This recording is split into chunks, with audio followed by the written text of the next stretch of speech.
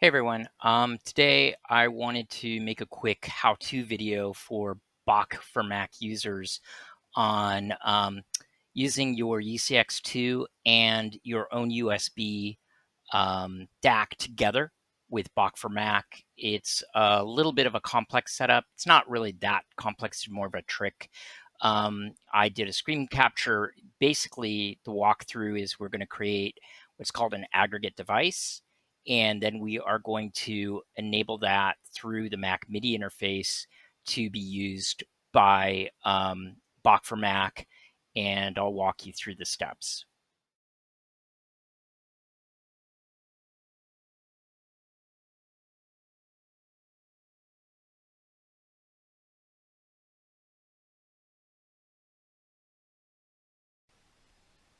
All right, here we are on my Mac Mini. I'm showing you the Bach for Mac inputs for the microphone and outputs for the sound. I'm opening the crossover to show you that I'm using channels 13 and 14 for one part, 21 and 22 for the other part, and that's going to be important later.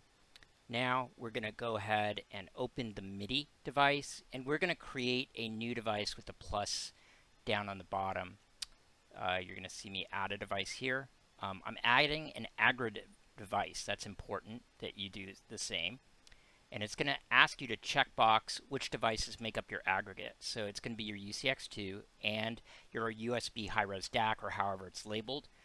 You're going to choose just one of them to have the stuff there, and you're going to make sure that it is 96K and that the timing is done with your USB DAC. You're going to name it something that you're going to recognize, like Bach device or Bach aggregate device, like I have it above. I'm just creating another one so that I could show you. You can see that the clock is next to your USB and the sound is next to your UCX II. That's important. Then we're going to have save it, and you're going to see the two green channels on the end are 21 and 22.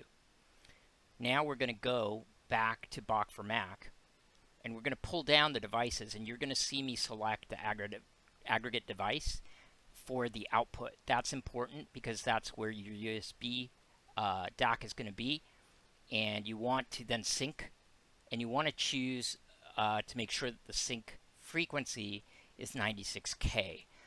Edgar recommends 96K. All the internal processing for Bach for Mac is optimized around 96K. He does not recommend any higher frequencies, so please do that.